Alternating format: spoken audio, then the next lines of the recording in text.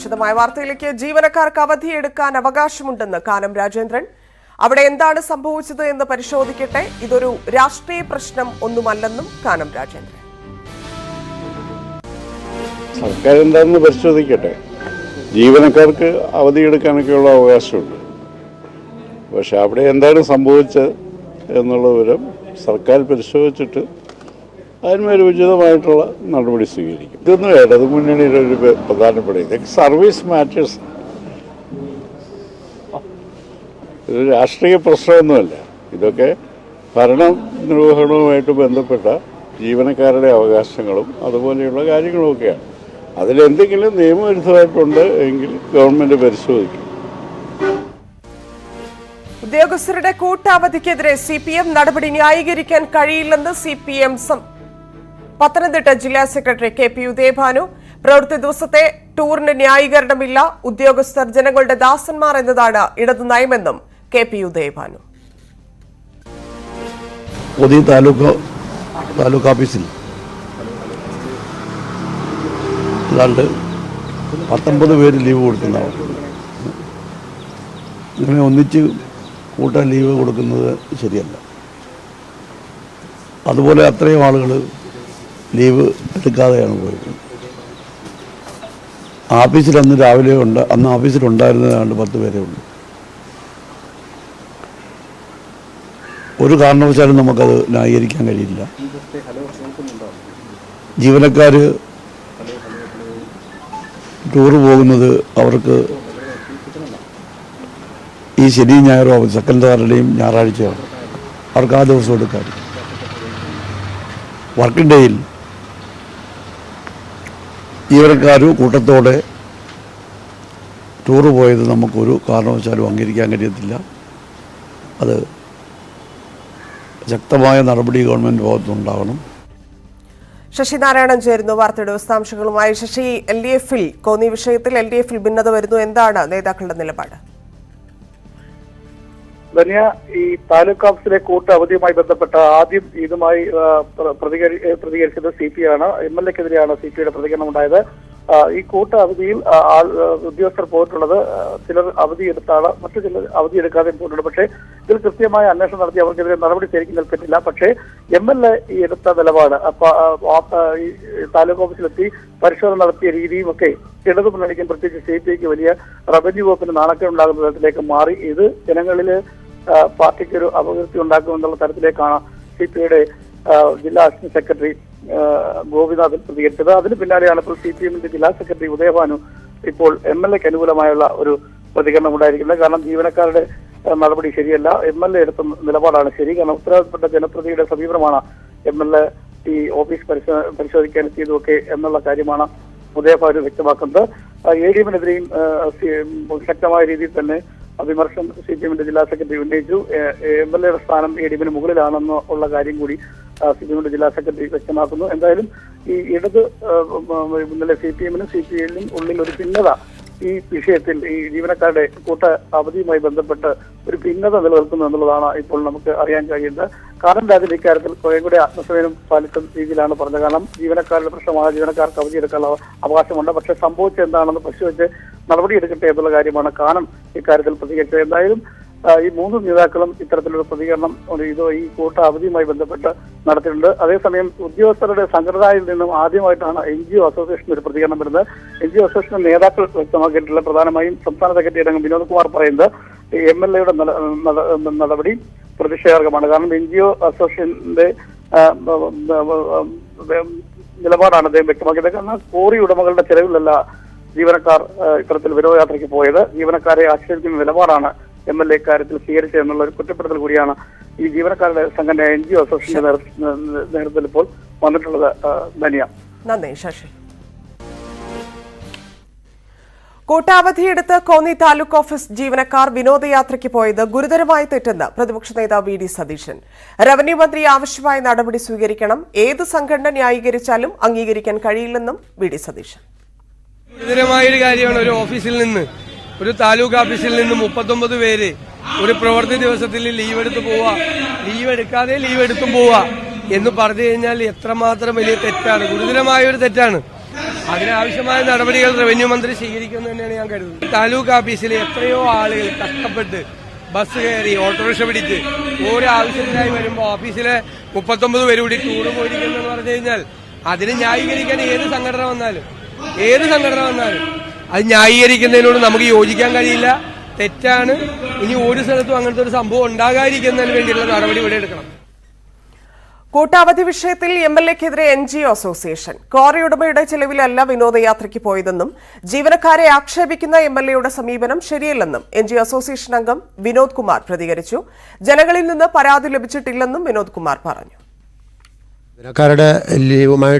ജീവനക്കാരുടെ ഈ യാത്രയുമായിട്ട് ബന്ധപ്പെട്ട് ഇപ്പം സത്യം പറഞ്ഞാൽ ഇപ്പം ചാനലുകളിലും പത്രമാധ്യമങ്ങളിലും ഒക്കെ അത് ചർച്ചകളായിരിക്കുക. ജീവനക്കാർക്ക് ലീവ് എടുത്തു പോകാനുള്ള അവകാശമുണ്ട്. ജീവനക്കാർക്ക് ലീവ് എടുത്തു പോകാനുള്ള അവകാശമുണ്ട്. അവർ 19 ജീവനക്കാരാണ് കോന്നി താലൂക്ക് ഓഫീസിൽ നിന്ന് അവധിയെടുത്തു പോയത്. അവർ സത്യം പറഞ്ഞാൽ കോന്നിയിലെ MLA താലൂക്ക് ഓഫീസിൽ വന്ന് അന്വേഷണം നടത്തി അദ്ദേഹം പറഞ്ഞിരിക്കുന്നത് നമ്മുടെ ക്വാറി മാഫിയയുമായിട്ടുള്ള അവരാണ് ഈ ടൂർ കൊണ്ടുപോയിരിക്കുന്നത്. പക്ഷേ അത് സത്യം പറഞ്ഞാൽ അത് അങ്ങനെ പറയാൻ പാടില്ലായിരുന്നു. ഒരു കാരണവശാലും ക്വാറി മാഫിയയുടെ ചെലവിലല്ല അവർ പോയിരിക്കുന്നത്. അവിടെ സ്റ്റാഫ് കൗൺസിലിൻ്റെ ചെലവിലാണ് അവർ പോയിരിക്കുന്നത്. സ്റ്റാഫ് കൗൺസിലാണ് അതിന് പണം കണ്ടെത്തിയിട്ടുള്ളത്. ആ പണമൊക്കെ തന്നെ ജീവനക്കാരിൽ നിന്ന് സ്റ്റാഫ് കൗൺസിൽ അംഗങ്ങളിൽ നിന്ന് പിരിച്ചെടുത്താണ് അവർ ടൂർ പോയിട്ടുള്ളത്. ടൂറ് പോയതെന്ന് പറയുന്നത് തഹസിൽദാർ അവധി കൊടുത്തതാണ്. 19 പേർക്കും അവധി കൊടുത്ത് അവധി കിട്ടിയതിന് ശേഷമാണ് അവർ ടൂറിനെ പ്ലാൻ ചെയ്ത് ടൂറിന് പോയിരിക്കുന്നത്.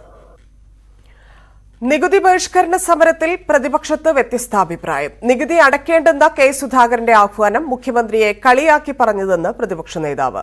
ഇക്കാര്യം KPCC പ്രസിഡന്റിനോട് വിളിച്ചു ചോദിച്ചിരുന്നു. നികുതി അടയ്ക്കാതിരിക്കുക എന്നത് പ്രായോഗികമായ കാര്യമല്ലെന്നും സതീശൻ പറഞ്ഞു. ഞാൻ KPCC പ്രസിഡന്റിനെ വിളിച്ചു ചോദിച്ചു. അദ്ദേഹം പറഞ്ഞു അദ്ദേഹം പിണറായി വിജയനെ കളിയാക്കാൻ വേണ്ടി പറഞ്ഞതാണെന്ന് പറഞ്ഞു. അല്ലാതെ അദ്ദേഹം നികുതി കൊടുക്കേണ്ട എന്നുള്ള അർത്ഥത്തിലല്ല പറഞ്ഞത്. പിണറായി വിജയൻ പാർട്ടി സെക്രട്ടറി ആയിരുന്നപ്പോൾ നികുതി കൊടുക്കണ്ടെന്ന് പറഞ്ഞു. ആ പിണറായി വിജയനെ കളിയാക്കാൻ വേണ്ടിയിട്ടാണ് KPCC പ്രസിഡന്റ് പറഞ്ഞത്. ഞാൻ ചോദിച്ചപ്പോൾ അദ്ദേഹം അത് തന്നെയാണ് പറഞ്ഞത്. കളിയാക്കുന്നതിലൊരു കുഴപ്പമില്ല. നികുതി പിരിക്കണ്ട എന്നുള്ളത് പ്രായോഗികമായിട്ടുള്ളൊരു കാര്യമല്ല. അത് കോൺഗ്രസിന്റെ അഭിപ്രായമല്ലെന്ന് അദ്ദേഹം തന്നെ പറഞ്ഞിരുന്നു. എന്നാൽ സ്വാതന്ത്ര്യസമര കാലഘട്ടം മുതൽ കോൺഗ്രസ് നികുതി ബഹിഷ്കരിച്ചിട്ടുണ്ടെന്നും തീരുമാനിച്ചാൽ അത് നടപ്പിലാക്കുമെന്നും കെ സുധാകരൻ പറഞ്ഞു. ബഹിഷ്കരണം കോൺഗ്രസ് നയമല്ല എന്ന് സതീശൻ പറഞ്ഞത് ഏത് സാഹചര്യത്തിലാണെന്ന് അറിയില്ല. നികുതി ബഹിഷ്കരണം അടക്കമുള്ള സമരരീതി നാളെ KPCC യോഗത്തിൽ ചർച്ച ചെയ്യുമെന്നും കെ സുധാകരൻ. അദ്ദേഹം അത് ഏത് സെൻസിലാണ് പറഞ്ഞത് എനിക്കറിയില്ല. പക്ഷേ നികുതി ബഹിഷ്കരണം വേണമെന്ന് പാർട്ടി തീരുമാനിച്ചാൽ നികുതി ബഹിഷ്കരിക്കാൻ പറ്റുന്ന മേഖലയിൽ നികുതി ബഹിഷ്കരിക്കണം. ജനത്തിന്റെ വികാരം അതാണ്, ജനത്തിന്റെ വിചാരം അതാണ്. ജനത്തിന് വേണ്ടിയാണ് പാർട്ടി. നികുതി ബഹിഷ്കരണം എന്ന് പറഞ്ഞാൽ നികുതി അത് അദ്ദേഹം പറയുന്നത് സാങ്കേതികമായി ബഹിഷ്കരിക്കാൻ സാധിക്കാത്ത നികുതികളുണ്ട്. അത് അതേക്കുറിച്ചാണ് അദ്ദേഹം പറയുന്നുണ്ടാവുക. സാങ്കേതികമായി ബഹിഷ്കരിക്കാൻ സാധിക്കുന്ന നികുതി ബഹിഷ്കരിക്കുന്നതിന് എന്താ കുഴപ്പം? സ്വാതന്ത്ര്യ സമര കാലഘട്ടം മുതലോട് നമ്മൾ നികുതി ബഹിഷ്കരിച്ചിട്ടില്ലേ? കോൺഗ്രസിന്റെ സമരമുഖമായിരുന്നില്ലേ അത്? അതല്ല കോൺഗ്രസിന്റെ മുഖമല്ല എന്ന് പറയുന്നതിനകത്ത് എന്താ കാര്യമുള്ളത്? എറണാകുളത്ത് മുഖ്യമന്ത്രിക്ക് നേരെ യൂത്ത് കോൺഗ്രസ് പ്രതിഷേധം. അങ്കമാലിയിലും കളമശ്ശേരിയിലും മുഖ്യമന്ത്രിക്ക് നേരെ പ്രവർത്തകർ കരിങ്കൊടി കാണിച്ചു. നികുതി വർധന പിൻവലിക്കാത്തതിലാണ് പ്രതിഷേധം. അങ്കമാലിയിൽ സുരക്ഷാ ഉദ്യോഗസ്ഥർ പ്രതിഷേധക്കാരെ അറസ്റ്റ് ചെയ്ത് നീക്കിയതോടെയാണ് മുഖ്യമന്ത്രി സഞ്ചരിച്ചതടക്കമുള്ള വാഹനങ്ങൾക്ക് യാത്ര തുടങ്ങാനായത്. കളമശ്ശേരിയിൽ മിവ ജോളിയാണ് കരിങ്കൊടിയുമായി പ്രതിഷേധിച്ചത്.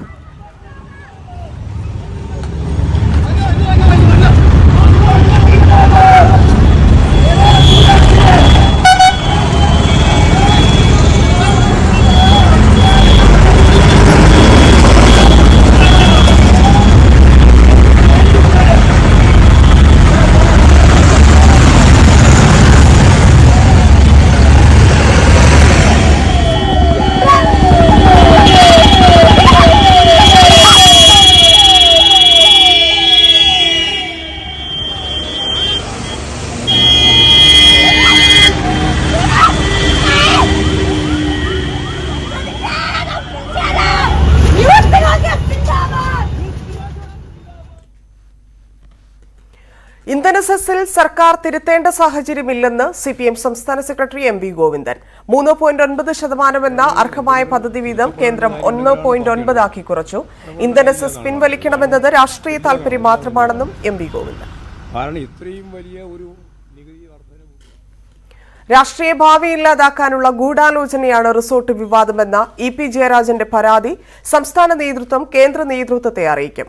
കേന്ദ്ര നിർദ്ദേശമനുസരിച്ചാകും അന്വേഷണ കാര്യത്തിൽ അന്തിമ തീരുമാനം.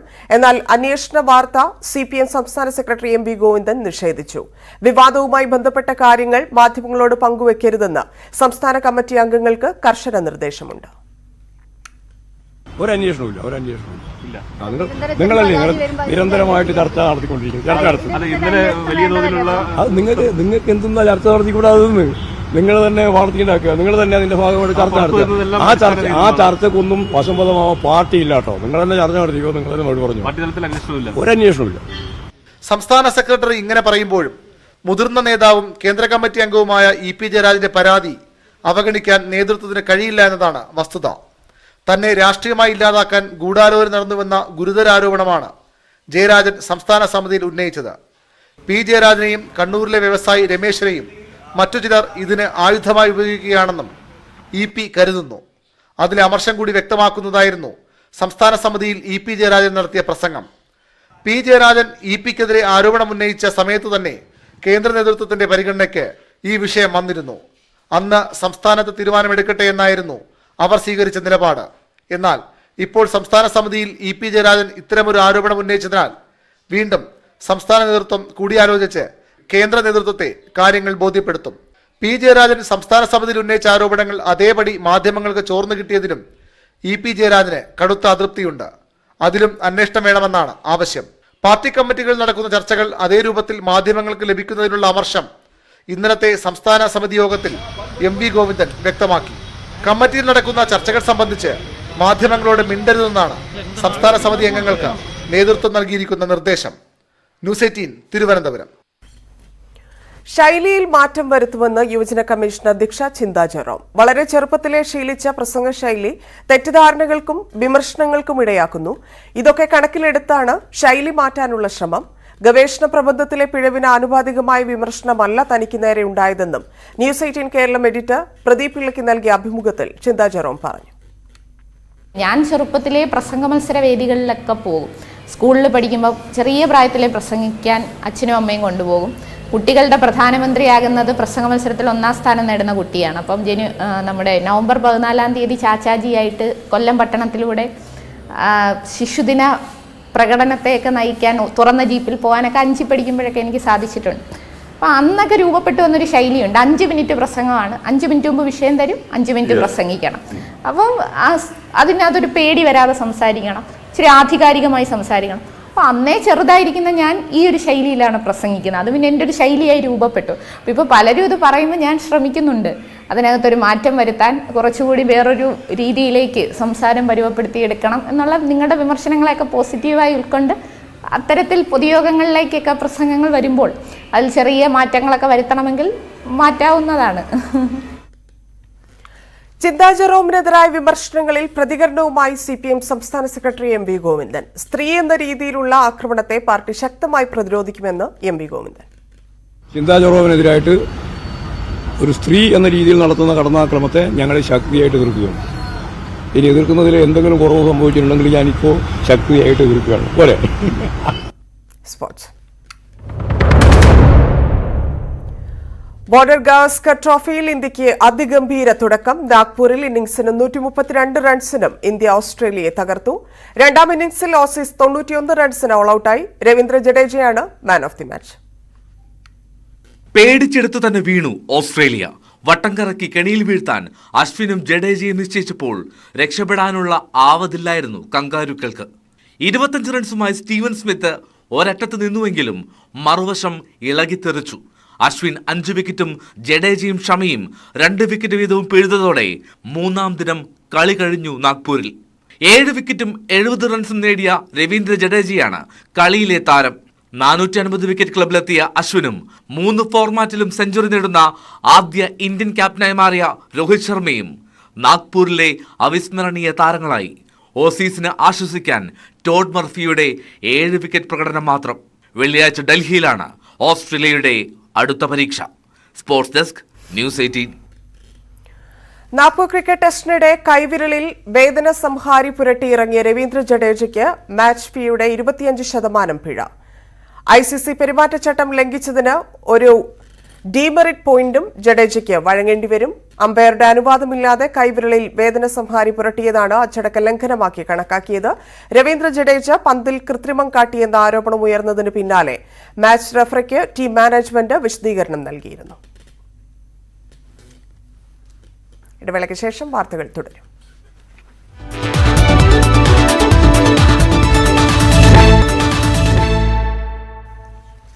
വാർത്തകളിലേക്ക്. ഭൂകമ്പത്തെ തുടർന്ന് തുർക്കിയിലും സിറിയയിലും മരിച്ചവരുടെ എണ്ണം 25,000 കടന്നു. വടക്ക് പടിഞ്ഞാറൻ സിറിയയിലേക്ക് UN-ന്റെ കൂടുതൽ സഹായമെത്തി. 7.8 തീവ്രത രേഖപ്പെടുത്തിയ ഭൂകമ്പത്തെ തുടർന്ന് തുർക്കിയിലും സിറിയയിലും 100-ലേറെ ഭൂചലനങ്ങൾ ഉണ്ടായെന്നാണ് റിപ്പോർട്ടുകൾ. 7.5 തീവ്രതയുള്ള തുടർചലനവും ഇതിൽ ഉൾപ്പെട്ടിരുന്നു.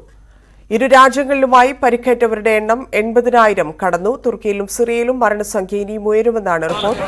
അതിശൈത്യം രക്ഷാപ്രവർത്തനത്തെ ദുഷ്കരമാക്കുന്നുണ്ട്.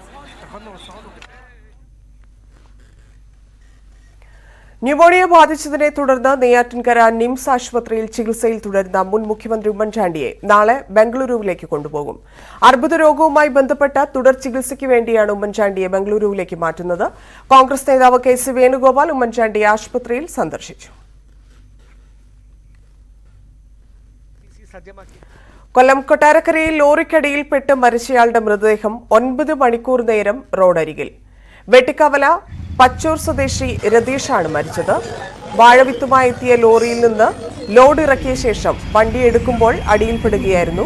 രതീഷിനെ മാറ്റിക്കിടത്തിയ ശേഷം ഡ്രൈവർ വണ്ടിയെടുത്ത് പോവുകയായിരുന്നു. രാവിലെയാണ് മൃതദേഹം സ്ഥലത്തുനിന്ന് മാറ്റിയത്. ലോറി ഡ്രൈവർ തക്കല സ്വദേശി കൃഷ്ണകുമാറിനെ പോലീസ് കസ്റ്റഡിയിലെടുത്തു. പൈപ്പ് നന്നാക്കാനെടുത്ത കുഴിയിൽ വീണ് ഇരുചക്ര വാഹന യാത്രക്കാരിയുടെ കാലൊടിഞ്ഞു. രാവിലെ ജോലിക്ക് പോവുകയായിരുന്ന വെള്ളാപ്പള്ളി സ്വദേശി ചിഞ്ചുവിനാണ് പരിക്കേറ്റത്. ആലുവ ശ്രീമൂലനഗരം MLA റോഡിലെ കുഴിയിൽ വാഹനം വീണ് തെറിച്ചു വീഴുകയായിരുന്നു.